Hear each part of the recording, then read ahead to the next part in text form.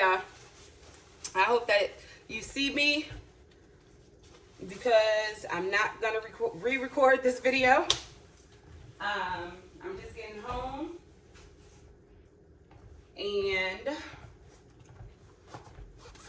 home and something's been on my mind. Yes, my tree is still up. Judge your mama. That's not nice. Worry about your own, okay? But today is my daddy's birthday, so happy birthday, Father. And I was just thinking, thank you for everybody who's been sending out, thinking of you, love you, stay strong. The ones who have been celebrating his life in their own special way. Big ups to you.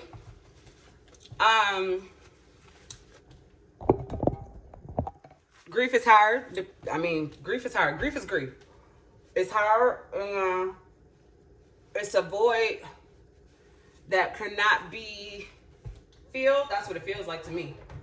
And I never knew the true feeling of it. I've dealt with death, but nothing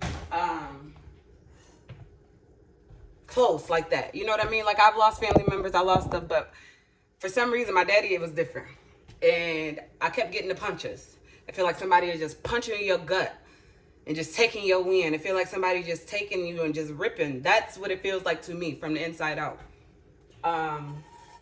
It's a void that I feel that can never be filled. I remember him being in the ICU and me going to the hospital because I could see his room from the parking lot. I'm starting to relive this, y'all. Excuse me. But I can see his room from the parking lot, and I would turn on my praise and worship music. I didn't care who was watching. I know a family member who had a baby at that time. They were in the parking lot. I don't even know if they knew it was me. But I would go out there and I would play my praise and worship music and ask God to do what he do. I was going to the gym. I was drinking. I was smoking. I was trying to fill that void that only he could feel. I kept my faith, even though I seen what I seen. I kept my faith, and I tried to rationalize. I tried to, I don't know. It was a point where I was asking God, why me? Why didn't you take me? You should have took me instead.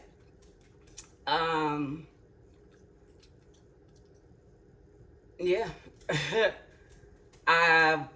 During COVID, the hospital thought I was a paramedic. I was up there seeing my daddy. Yeah, they said no visitors. Nasa was there. I was there. I feel like I did everything that I thought I could do.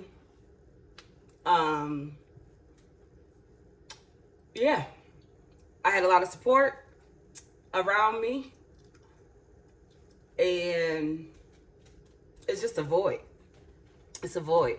And Solange has a song called Cranes in the Sky, and I literally took that to heart. Like, I tried to smoke it away. I tried to drink it away. I tried to work. I tried to work out. I tried everything besides allowing the process to happen, because I didn't understand it in the moment.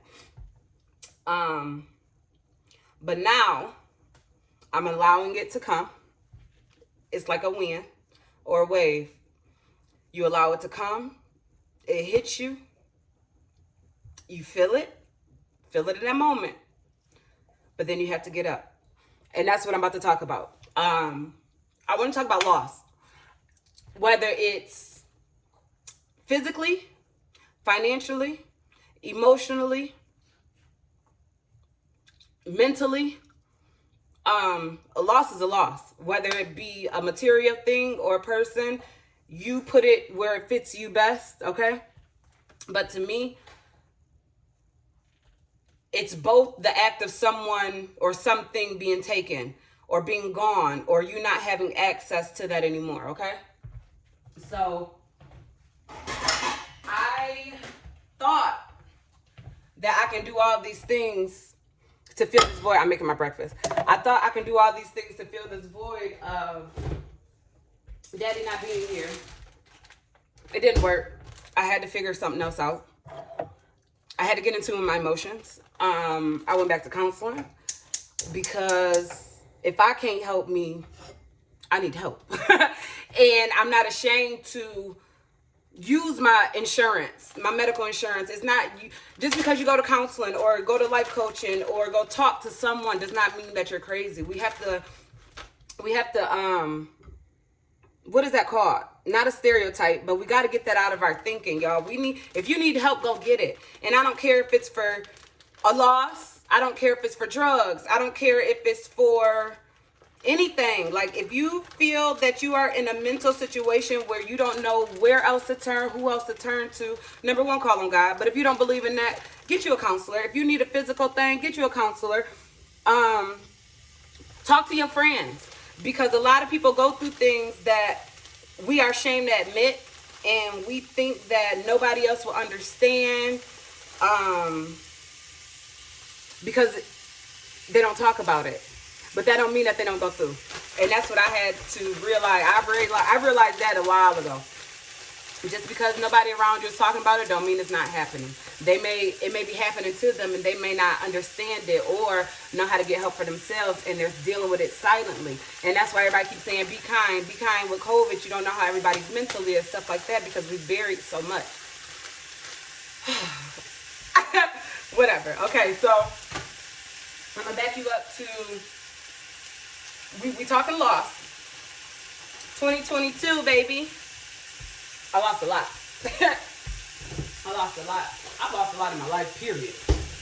But I lost a lot. I felt like opening up the new salon, I felt it was going to be a great thing. I seen the potential in it. I also seen the red flags, but I had faith in my team. Not even my hairstyling team, my behind the scenes team. So if you were hairstylist, reception, this message is not for you, okay? But I had faith in my partner. That's what it was, not my team, excuse me. My partner, to pick up where I slacked, or we come to a common ground. You do half, I do half. I seen the potential that I had within a certain amount of years. I ran the numbers. I thought everything was going to be great. It was a chance. It was a fear. Like I say, I seen the red flag, and I was scared. I was nervous. I asked a lot of people for their opinion, and that's how I should have. That was my biggest red flag. When they say sure of herself, she's not going to ask no questions. She's going to do it. And when I'm asking a lot of questions, I'm not sure, and that should have told me then, sis, cool it. It ain't for you. It's not meant. But I had to try it. And am I going to try it again? Absolutely.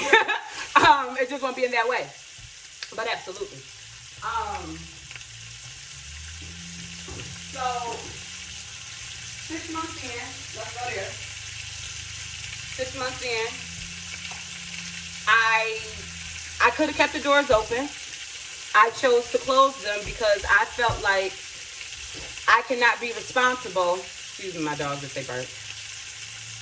I cannot be responsible, or I cannot allow people to work for me and not have the funds to pay them, or not have the means to pay them. I'm not saying that I did it. I'm saying they weren't set in stone, and I didn't feel comfortable. I didn't feel comfortable. That's just what it is. I know me. I know my morals, and I know my integrity, and I'd rather cut off ties and cut everything short than allow you to do a service for me, a job for me, anything for me, and not being able to give you what I owe you, pretty much.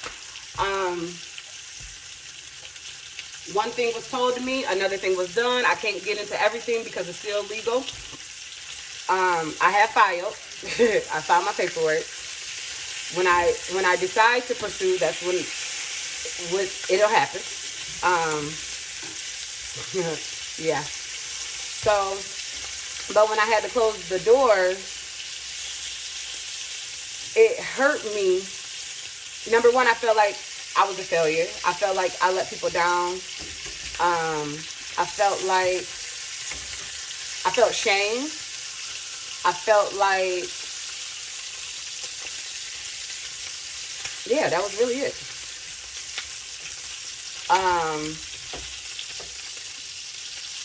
But it didn't hit me until they started taking my products down.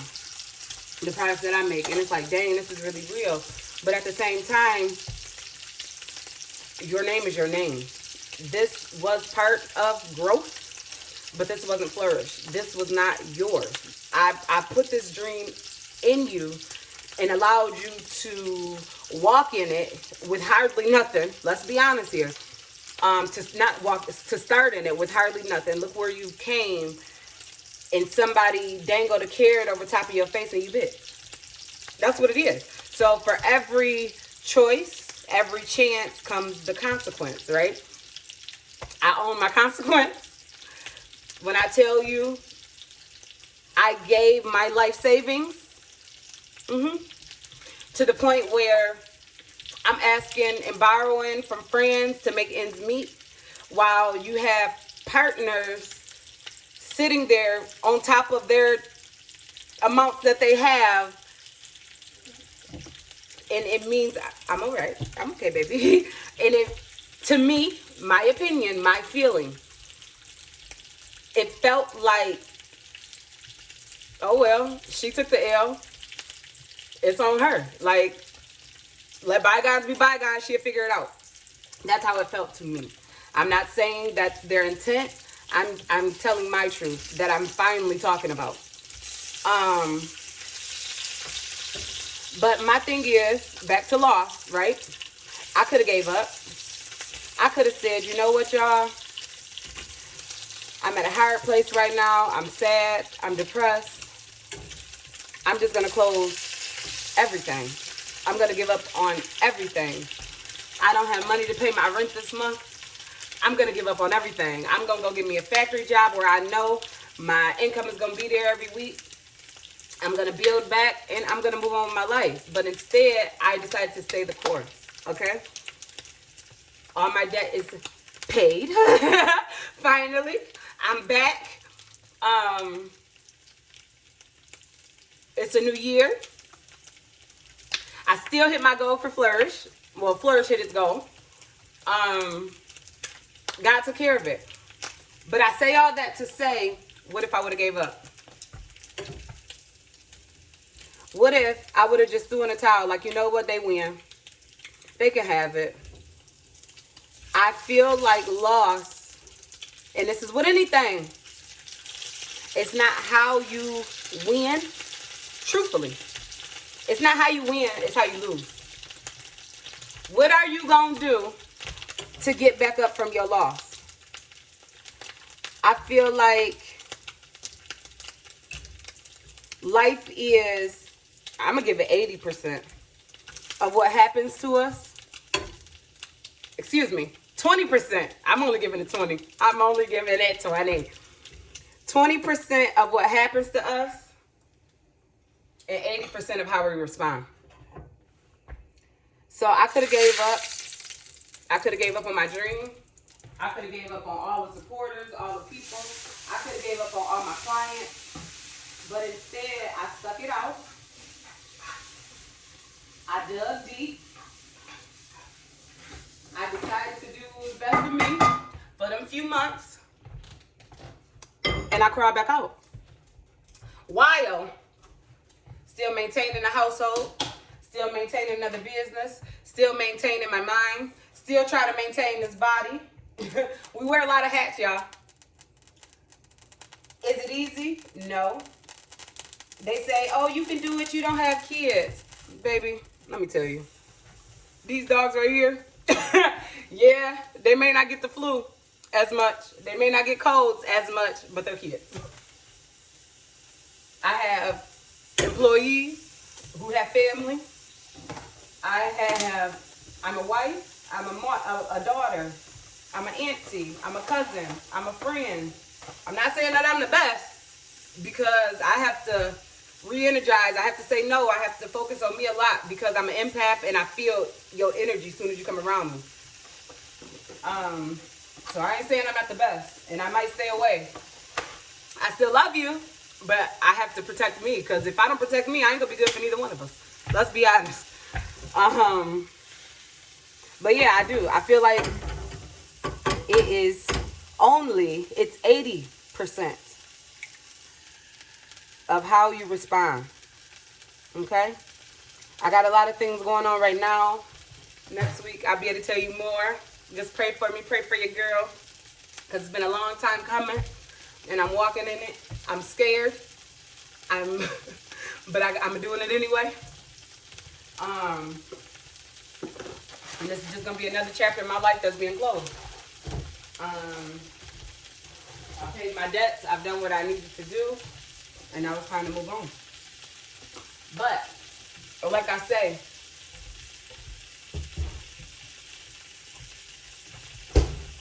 %80 of how you respond. My daddy's death, I was in the gym, I think it was the next day. People coming up to me, y'all hugging me. I'm breaking down crying in the gym. And I get teary-eyed when I think about it. But it's like, if I didn't press through then, I wouldn't be here right now, I can tell you that. So sometimes, yeah, it may look crazy. It may feel crazy the way that you process the things in your life. Do it anyway. Don't not do it. And I think this morning, I got like an hour and a half before I got to get ready for work. And I think this is my form of releasing. Like, people want you to be sad and, oh, he's in a better place and I'm here and I'm thinking of you, which I'm thankful. I'm thankful. I thank you for checking up on me. But I can't stay there. You know, when they say on Facebook, what's on your mind? By the time we post stuff, or me, I'm only using me. By the time I post stuff on there, it's already going on my mind once I put it out. Like, I got to keep going because the last one of the many, one of the last things my daddy told me was, I love you and to stay safe out there. All of his kids got their own businesses, own houses, own cars. If they're not, they're getting it. Like, I'm honored to be his daughter. So why would I stop what I know that he would be proud of? He ain't gonna want me sitting around here crying. He gonna be like, baby, get it together. Baby, F these people. Do what you gotta do. The deal would have never even happened if he was here. It wouldn't have happened in that way, I can guarantee you. We would have had a whole lot of conversations. Well, they would have. So I gotta let that play in my memory, and that's my why, and that's what gives me hope to keep going. He wouldn't want me like that. He wouldn't want me out here fighting and cussing and all the confusion. Let people be people. Let people grieve the way that they want to grieve. It's okay. Just because it don't look the same way that you do it, don't mean that it's wrong. Wait until you're in that moment, and then you'll understand, because I finally understand. When my friends were going through and their fathers were passing, I didn't know how to be there for them because I never felt it. But now of me going through it myself, I get it. I get it. But I also get everybody's different. Everybody grieves different. Everybody, no matter what loss it is, you're going to grieve it. Okay? So this is just for Nasa. I hope that it encourages you. I hope that it inspires you. I hope that it pushes you to keep going, because that's what I'm about. I'm not giving up. I haven't given up yet. I'll be 35 in 2 months, and we're going to keep this train rolling. Shoot. As my daddy said, you got it, girl. You got it. See, you got to get the good stuff. Take the joy and the memories and all of the good affirmations. Clothe yourself in it. Every single day, get in the mirror and tell yourself, baby, I love you. You a bad bee. I don't call myself the B word. It's just a personal preference. But you bad. Ooh. Like, gas yourself up, because nobody else is going to do it for you. Yeah, in the beginning, you're not going to believe it. It's okay. Keep doing it until you do. You Your friends that they cute, you telling your baby daddy, your man, he fine. Oh, you the best on earth, and he didn't did what he did to you. So if you believe that, if you allow him to believe it, how come you can't do that for you? Okay? So that's my message for today. I hope y'all have a beautiful, beautiful day. Look at it. Look at it. I just threw my grits out. They was from yesterday. I don't want no grits today. I'm just doing protein. But yeah, y'all, have an amazing day. I wish you nothing but the best. Remember, through all things flourish. We all got a store. We all got a test. And we all are going to have a testimony. Remember that. Love y'all. Bye.